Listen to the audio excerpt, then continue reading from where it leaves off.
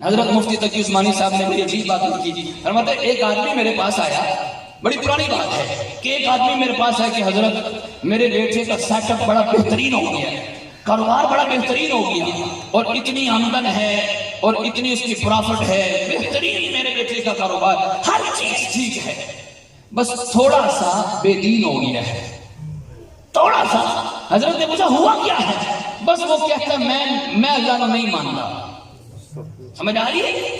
ارے کام کے بہترین ہونے پر خوشیاں اور تعریفیں اور ادھر اللہ کا انکار ہو رہا ہے، دین کا انکار ہو رہا ہے، ارے نمازیں چھوٹ رہی ہیں اور کیا کہا جائے بس تھوڑا سا بے دین ہو گیا ہے۔ بے دین ہونے کو معمولی سمجھنا اور دنیا کے نقصان کو نقصان سمجھنا، ارے اس سے بڑے خسارے کی اور کیا بات ہوگی؟ تو اس لیے میرے دوستو ہم عزم کریں اس بات کا، ہم عزم کریں۔ یہ پروگرام درس قرآن محافل رکھنے کا مقصد بھی یہی ہے، ہمارے اندر دین کا درد پیدا ہو جائے۔ ارے وہ درد جو نبی پاک صلی اللہ علیہ وسلم لے کر آئے تھے، وہ کڑک جو حضور لے کر آئے تھے، نبی پاک صلی اللہ علیہ وسلم کا یہی درد تھا۔ اللہ رب العزت نے قرآن کی آیت نازل کی، لعلک باخع نفسک علی آثارہم ان لم یؤمنوا بہذا الحدیث اسفا۔ اے پیغمبر آپ امت کی خاطر غم میں اتنے گھلے جا رہے ہیں، ایسا لگتا ہے آپ تو ان کی خاطر اپنی جان ہی دے دو۔ پیغمبر کیوں غم میں گھل رہے ہیں؟ پیغمبر کیا غم یہی تھا، کاش کہ سب دین پہ چلنے والے بن جائیں۔ ارے یہ تو مسلمانوں کا مجمع ہے، ارے یہ تو ان لوگوں کا مجمع جو اپنے آپ کو عاشق رسول بھی کہتے ہیں، سنی بھی کہتے ہیں، لیکن کیا وجہ ہمارے اندر 100% دینداری کیوں نہیں آ رہی؟ ہمارے اندر ہمارے شکل و صورت پہ پیغمبر والا رنگ نظر کیوں نہیں آتا؟ بڑی عجیب بات میں پڑھ رہا تھا، حضرت امام ابن سیرین رحمت اللہ علیہ اس امت میں سب سے بڑے امام جو خواب کی تعبیر بتلانے میں ماہر آدمی تھے۔ کیا نام تھا؟ امام محمد ابن سیرین۔ اس امت میں ان سے بڑا آدمی کوئی نہیں گزرا خواب کی تعبیر بتلانے میں۔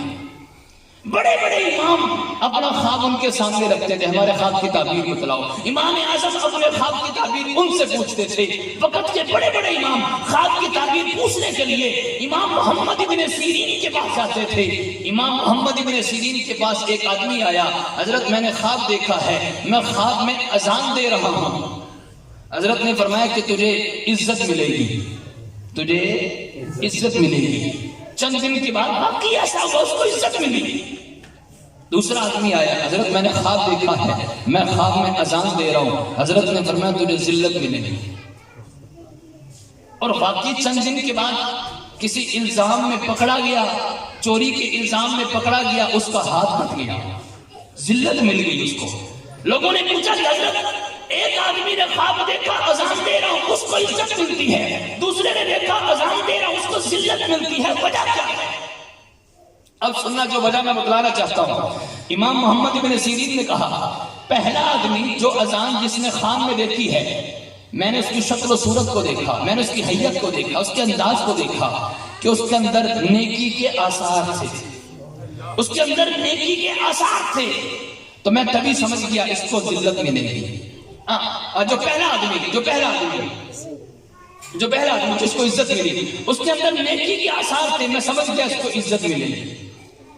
نیکی کے آثار ملنے، نیکی کے آثار ظاہر ہونے کی وجہ سے عزت ملتی ہے۔ اور امام محمد ابن سیرین کہتے ہیں دوسرا آدمی جس نے خواب میں دیکھا میں اذان دے رہا ہوں، اس کے اوپر نیکی کے آثار نہیں تھے، نیکی کے آثار نہ ہونے کی وجہ سے میں سمجھ گیا کہ اس کو ذلت ملے گی۔ یہ اتنا اثر ہوتا ہے انسان کی زندگی پر کہ انسان کے وجود پر نیکی کے آثار نظر کو آنے چاہیے۔ اور بزرگوں نے بڑی عجیب بات لکھی، اگر کسی آدمی نے دیکھا خواب میں نبی پاک صلی اللہ علیہ وسلم کو اور خواب میں صحیح طریقے سے زیارت نہیں ہوتی، یا خواب میں پتہ چلتا ہے کہ حضور سامنے جا رہے ہیں، چہرے کا دیدار نہیں ہوتا، تو سمجھ جائے اپنے عمل کی کمی ہے، اپنے عمل کی کمی ہے۔ اس وجہ سے پیغمبر کا دیدار نہیں ہو رہا، پیغمبر کی زیارت نہیں ہو رہی۔ مولانا احمد علی لاہوری ہمارے بزرگوں میں گزرے، بس تھوڑا سا وقت رہ گیا، توجہ ذرا۔ مولانا احمد علی لاہوری، بیٹھ جاؤ، جہاں جگہ ملتی ہے بیٹھنے، بیٹا بیٹھنے، بس دعا ہونے والی ہے، بیٹھ جاؤ، توجہ ذرا۔ مولانا احمد علی لاہوری ہمارے بزرگوں میں گزرے ہیں، فرماتے ہیں کہ میرا ذاتی تجربہ ہے کہ جب اذان ہو مسجد میں اور کوئی شخص دھیان سے توجہ سے اذان کی آواز کو سنے اور پھر جواب بھی دے اور نماز کی تیاری میں لگ جائے. مولانا احمد علی لاہوری صاحب کشف آدمی ہیں، فرماتے ہیں کہ میرا ذاتی تجربہ ہے اس آدمی کو مرتے وقت کلمہ نصیب ہوتا ہے. یہ نماز، یہ اذان کا احترام اتنی عام چیز ہے. ملکہ زبیدہ نیک سیرت خاتون گزری ہیں. ملکہ زبیدہ کا بڑا کارنامہ ہے. حاجیوں کے لیے، عمرہ کرنے والوں کے لیے اس نے نہر بنوائی تھی اور اس نہر کا نام نہر زبیدہ، کہ جس کی نہر سے کافی حاجی اور عمرہ کرنے والے سیراب ہوتے تھے، پانی پیتے تھے، پیاس بجھاتے تھے. بہت بڑا کارنامہ. ملکہ زبیدہ کا انتقال ہوا. مرنے کے بعد کسی نے خواب میں دیکھا، پوچھا ملکہ کیا بنا؟ اس نے کہا کہ میری بخشش ہو گئی. لیکن کس وجہ سے؟ کہتی ہے کہ جب میری وفات ہوئی، اللہ کے سامنے حاضری ہوئی، اللہ نے پوچھا کہ ملکہ زبیدہ تیرا کوئی عمل ہے تو پیش کر. ملکہ زبیدہ کہتی ہے جو میں نے اپنی زندگی میں کام کیے تھے میں نے سارے پیش کر دیے. میں نے نہر بنوائی تھی وہ بھی پیش کر دی. اللہ رب العزت نے فرمایا کہ اے زبیدہ یہ تیرا کوئی کمال نہیں ہے، یہ تو ملکی خزانے سے تو نے بنائی ہے، تو نے تو صرف آرڈر کیا ہے. بنانے والے مستری مزدور تھے اور خرچہ سارا ملکی خزانے کا تھا. تیرا کیا کمال ہے؟ اور کچھ ہے تو پیش کر. اب اتنا بڑا عمل وہ تو قبول نہ ہوا، اتنا بڑا عمل اس پر بخشش کا اعلان نہ ہوا. ملکہ زبیدہ کہتی ہے میں خاموش تھی، اب کیا جواب دوں؟ جواب نہ بن پڑا. اللہ رب العزت نے فرمایا کہ اے ملکہ زبیدہ ایک مرتبہ مسجد میں اذان ہو رہی تھی اور تو اپنے محل میں بیٹھی ہوئی تھی اور تیرے سر پہ دوپٹہ نہیں تھا. جب اذان ہوئی تو نے فوراً اپنے سر پہ اذان کے احترام میں دوپٹہ رکھ لیا، سر کو ڈھانک لیا. یہ عمل مجھے بڑا اچھا لگا، پسند آیا، جا تیری بخشش کر. یہ ہے اذان کا احترام. اذان کے احترام کی وجہ سے بخشش کا فیصلہ ہو گیا. اسی طرح امام احمد بن حنبل رحمت اللہ علیہ کے محلے میں ایک لوہار آدمی تھا. لوہا کوٹتا تھا، ہتھوڑے کے ذریعے سے لوہے کو کوٹتا، اور جب بھی لوہا کوٹ رہا ہوتا ہاتھ میں ہتھوڑا ہوتا، اذان کی آواز آتی، اگر اوپر اٹھایا ہوا بھی ہتھوڑا ہے وہیں پہ رکھ دیتا، وہ بھی نہیں مارتا تھا، فوراً نماز کے لیے چلا جاتا. خواب میں بعد میں اس کے مرنے کے بعد کسی نے دیکھا، پوچھا کیا بنا؟ تو اس نے کہا کہ امام احمد بن حنبل کے ساتھ جنت میں ایک درجہ نیچے، بس ایک درجہ نیچے مجھے جگہ مل چکی ہے. لوگوں نے پوچھا امام احمد بن حنبل تو بہت بڑے امام ہیں، تو ان کے لیول کا نہیں تھا، وہ علم عمل تقوی قربانی میں بہت آگے ہیں، تو بہت پیچھے تھا، وجہ کیا بنی؟ تو کہنے لگا کہ بس وہ اذان کا احترام اللہ کو پسند آ گیا. دنیا میں بھی امام احمد بن حنبل کے پڑوس میں تھا، اللہ نے جنت میں بھی امام احمد بن حنبل کا پڑوس دے دیا. یہ اتنی اہم چیز ہے. ہم نماز کے لیے وضو کرتے ہیں، ہم وضو پہ غور کریں. نبی پاک صلی اللہ علیہ وسلم نے فرمایا کہ جو شخص وضو کرتا ہے، وضو کرنے کی وجہ سے اس کے سارے جو اس کے اعضاء والے گناہ ہیں دھل جاتے ہیں.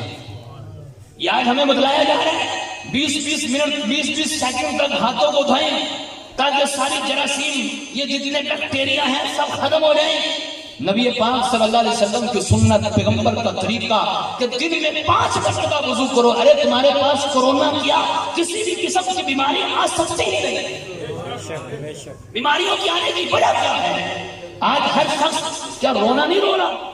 معیشت خراب ہو گئی ہے، ڈاؤن ہو گئی ہے، لاک ڈاؤن کی وجہ سے مارے گئے، ہائے لٹے گئے، ہر شخص رو رہے ہیں، نہیں رو رہا. اور جن کا کچھ کاروبار تھا وہ مہنگائی کے زد میں آ کے پھنس چکے ہیں. اس کی وجہ کیا ہے؟ ہمارے اپنے اعمال، ہمارے اپنے اعمال. ارے غور کریں ذرا، یہ اجتماعی طور پر ہم بے دینی کا شکار ہو چکے ہیں، ہم دین سے دور ہو گئے، جس کی وجہ سے پریشانی ہمارا مقدر بن گئی. ہر شخص پریشان ہے. آئے ہم نماز کی طرف، آئے ہم دین کی طرف. گھروں سے پریشانیوں کو نکالنا چاہتے ہیں، ارے نحوستوں کو نکالنا چاہتے ہیں. ہم چاہتے ہیں کہ ہماری اولادیں فرما بردار بن جائے، ہماری بیوی فرما بردار بن جائے، اور اسی طرح والدین چاہتے ہیں کہ ہماری اولادیں ہماری فرما بردار بن جائیں. ہر طرف سکون، محبت، امن، الفت کی فضا عام ہو جائے. تو ہم دین کی طرف کیوں نہیں آتے؟ ارے دین میں اللہ نے سکون رکھا ہے.